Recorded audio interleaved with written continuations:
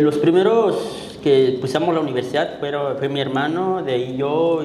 O sea, prácticamente no hay ningún referente, pero a mí no, ya no me tocó esto, ¿sabes? O sea, y yo creo que ahorita con lo que yo hago, creo que veo un futuro un poco no tan...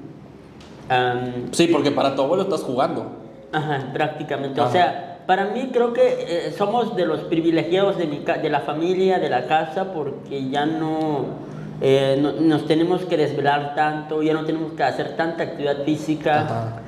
Todavía y me conmueve mucho vivir en la comunidad, pero a la vez también como te da cuenta de la realidad que viven muchas personas en comunidad que nunca pisaron una escuela, que nomás viven en una comunidad y peor aún si solamente hablan una lengua, porque no tienen la oportunidad de salir a buscar otro fuente de ingreso fuera de la comunidad, ingresos mejores. Claro.